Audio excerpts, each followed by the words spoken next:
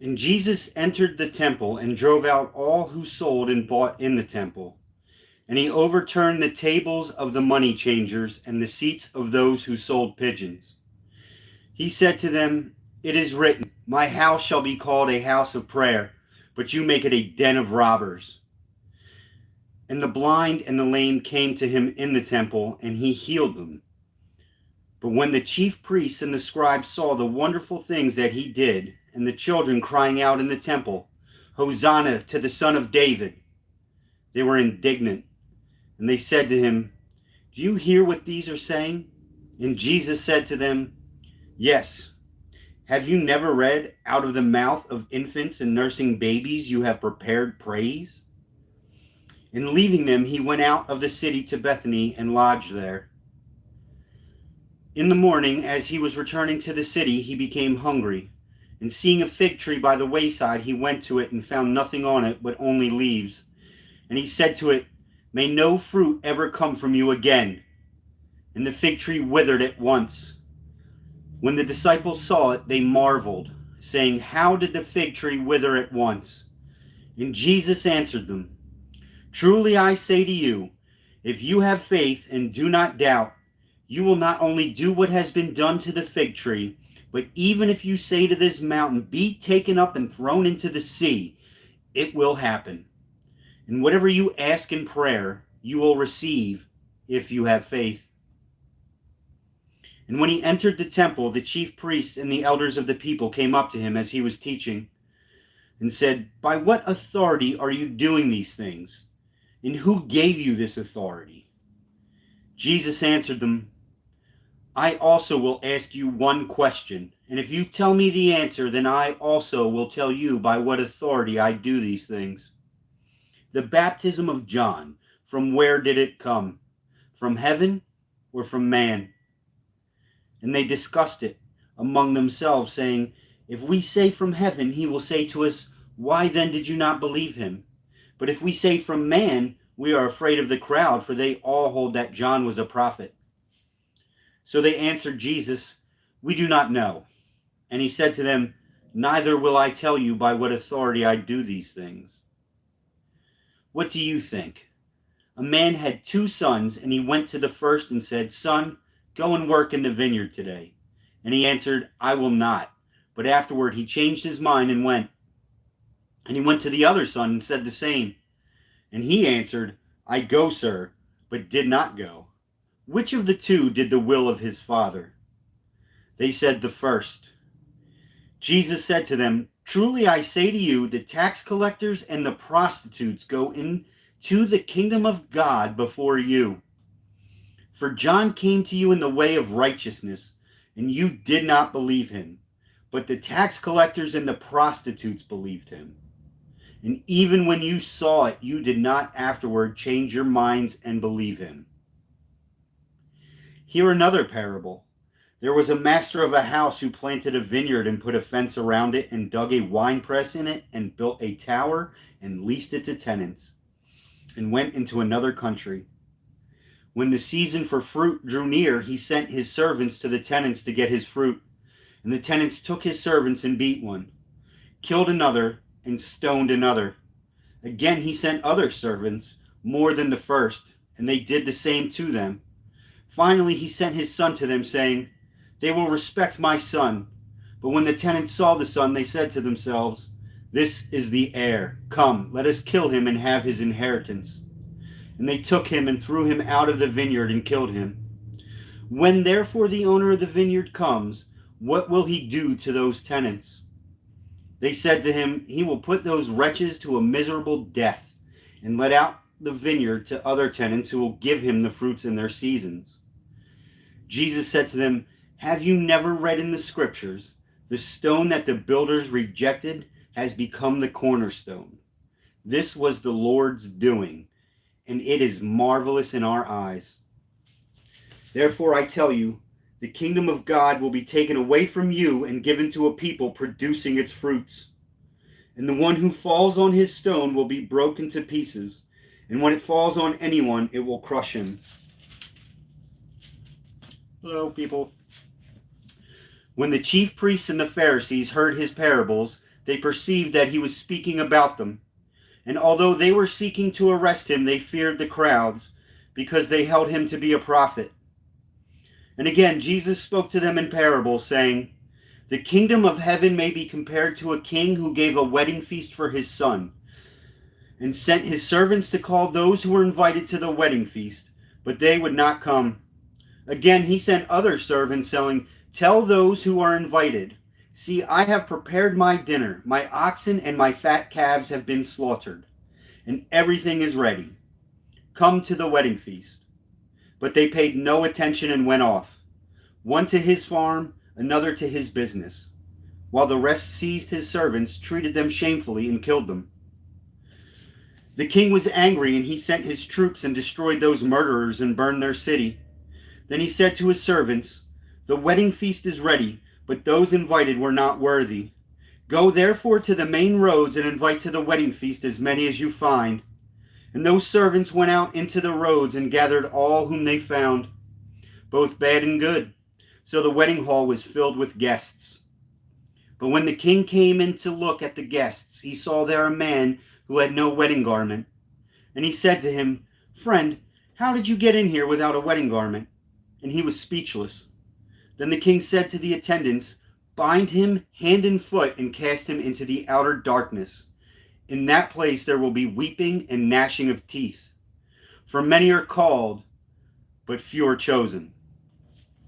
You have to bear with me for a second, people. Sorry about that.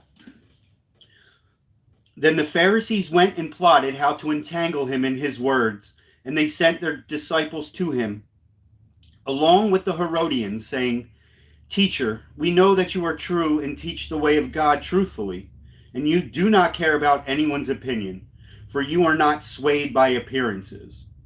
Tell us then what you think. Is it lawful to pay taxes to Caesar or not?" But Jesus, aware of their malice, said, "Why put me to the test, you hypocrites? Show me the coin for the tax." And they brought him a denarius.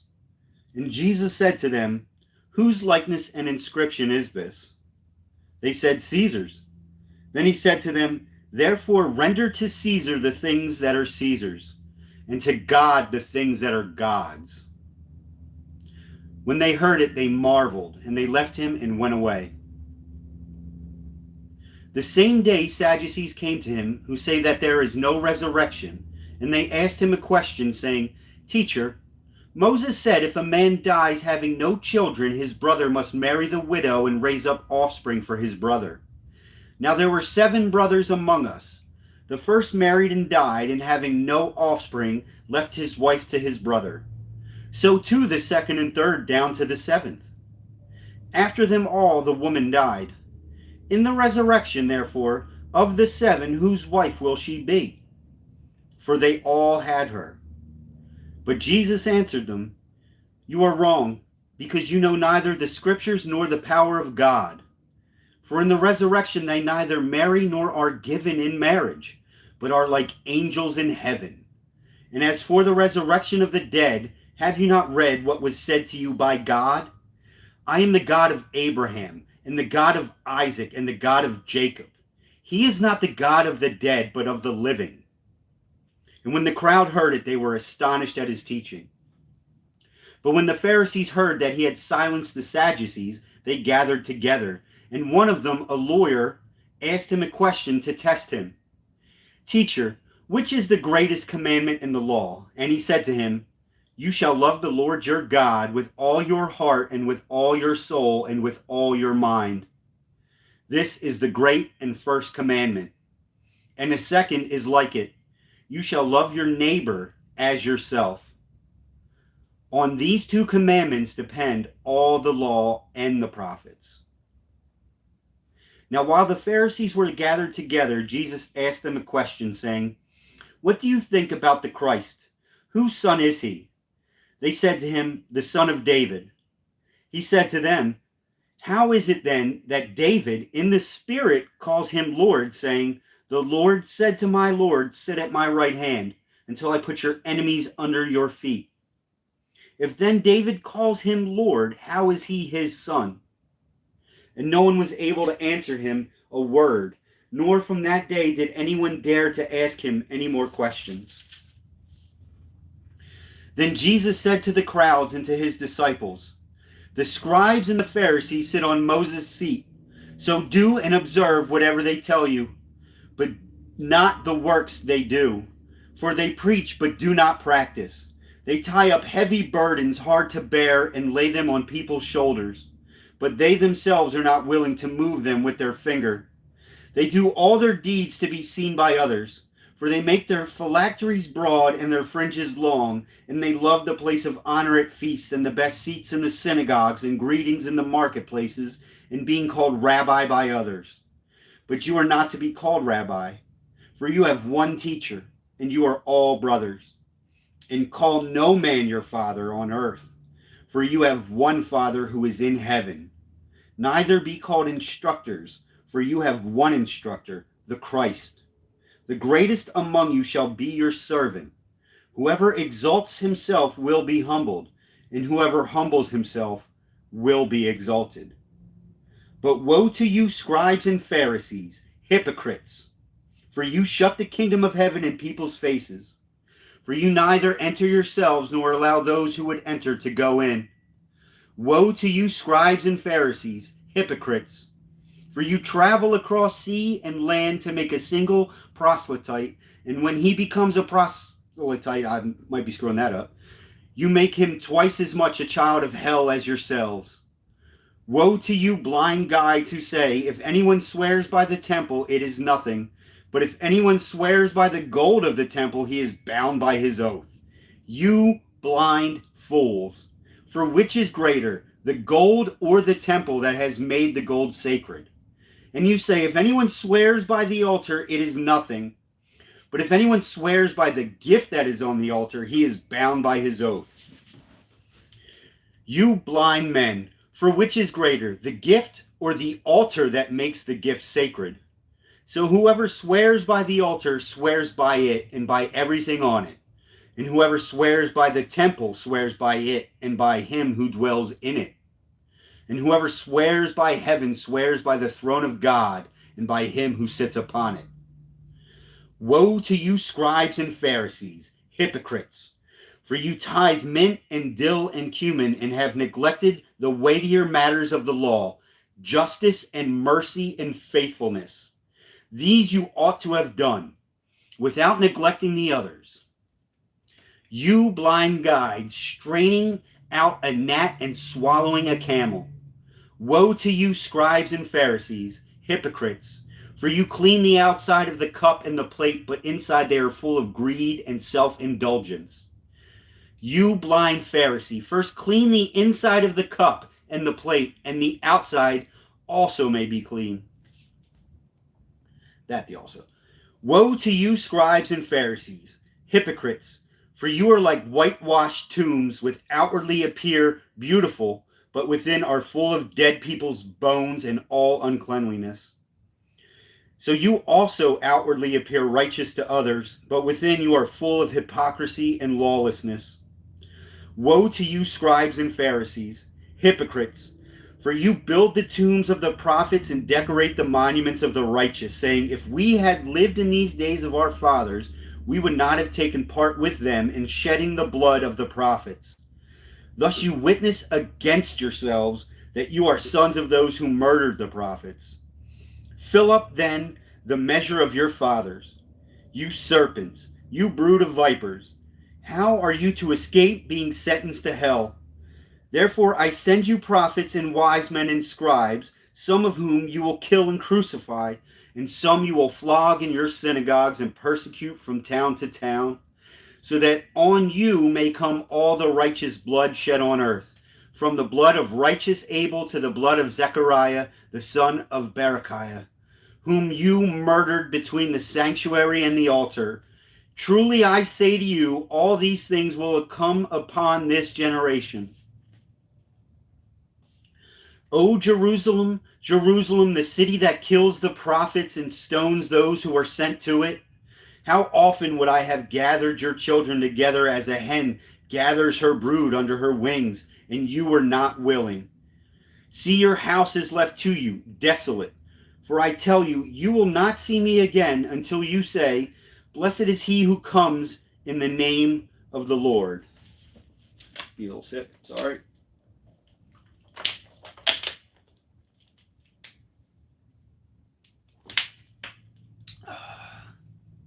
No, I can't read the Quran. Sorry. I'm not into Satan. No offense.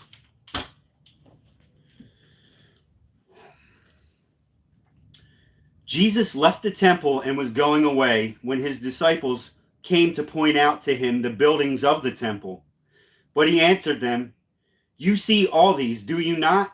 Truly I say to you, there will not be left here one stone upon another that will not be thrown down. As he sat on the Mount of Olives, the disciples came to him privately, saying, Tell us, when will these things be? And what will be the sign of your coming and the end of the age? And Jesus answered them, See that no one leads you astray, for many will come in my name, saying, I am the Christ, and they will lead many astray. And you will hear of wars and rumors of wars. See that you are not alarmed, for this must take place. But the end is not yet.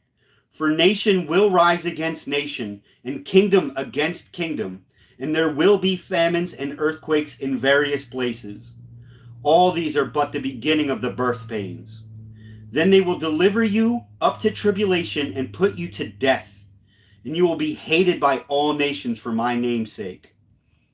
And then many will fall away and betray one another and hate one another, and many false prophets will arise and lead many astray. And because lawlessness will be increased, the love of many will grow cold. But the one who endures to the end will be saved. And this gospel of the kingdom will be proclaimed throughout the whole world as a testimony to all nations, and then the end will come. So when you see the abomination of desolation spoken by the prophet Daniel standing in the holy place, let the reader understand, then let those who are in Judea flee to the mountains. Let the one who is on the housetop not go down to take what is in his house, and let the one who is in the field not turn back to take his cloak. So I got to take another sip. And I will pray for you, drug guy.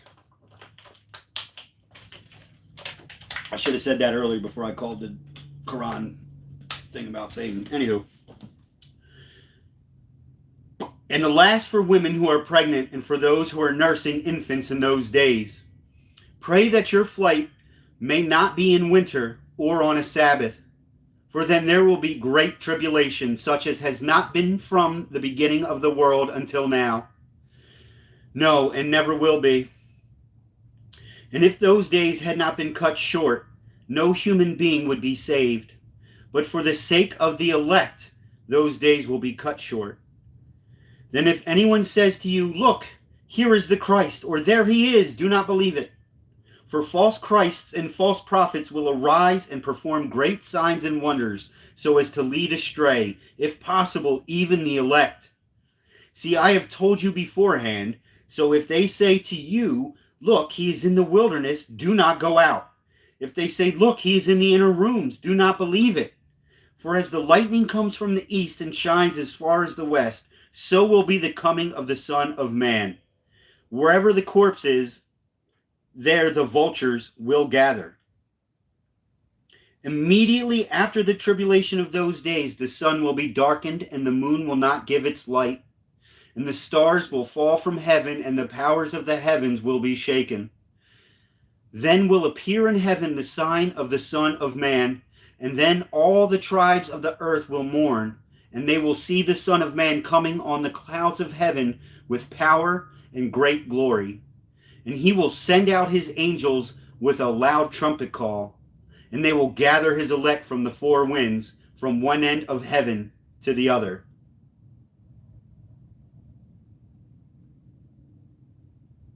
From the fig tree, learn its lesson. As soon as its branch becomes tender and puts out its leaves, you know that summer is near. So also, when you see all these things, you know that he is near, at the very gates. Truly I say to you, this generation will not pass away until all things take place. Heaven and earth will pass away, but my words will not pass away. But concerning that day and hour, no one knows, not even the angels of heaven, nor the Son, but the Father only.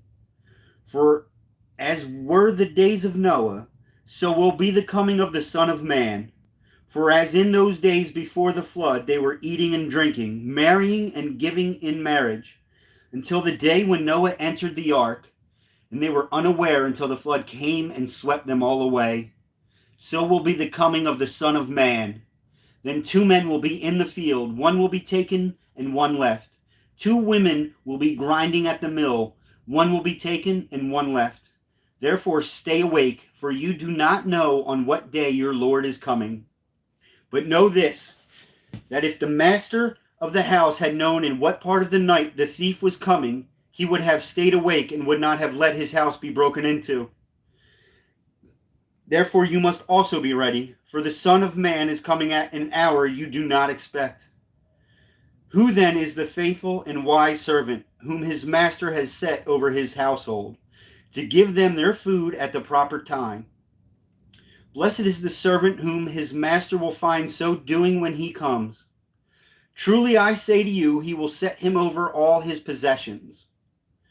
But if that wicked servant says to himself, my master is delayed, and begins to beat his fellow servants, and eats and drinks with drunkards, the master of that servant will come on a day when he does not expect him, and at an hour he does not know, and will cut him in pieces and put him with the hypocrites.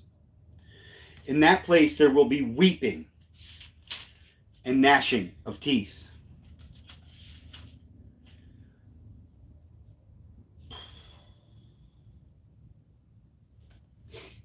Then the kingdom of heaven will be like 10 virgins who took their lamps and went to meet the bridegroom. 5 of them were foolish and 5 were wise. For when the foolish took their lamps, they took no oil with them, but the wise took flasks of oil with their lamps. As the bridegroom was delayed, they all became drowsy and slept. But at midnight there was a cry, here is the bridegroom, come out to meet him.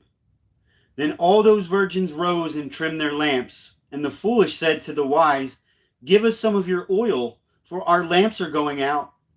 But the wise answered, saying, since there will not be enough for us and for you, go rather to the dealers and buy for yourselves.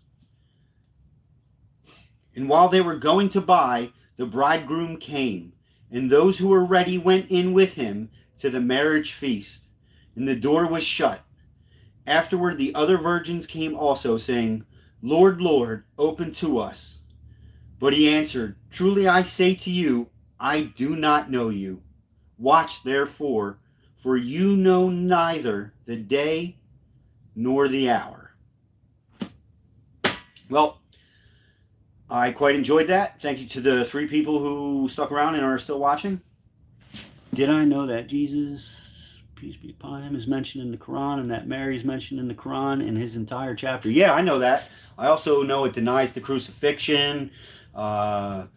Lots of other stuff about marrying babies or young, like 6-year-olds. And then you get into the hadiths. There's a hadith about Muhammad being raped by dudes, by like a couple tall dudes, telling another dude not to cross the line. Yeah, I'm good. Jesus is the way, the truth, and the life. Light. Sorry. Anywho, it's been a long day. I've been up since like 4 o'clock, so I'm getting a little tongue-tied. Have a good one.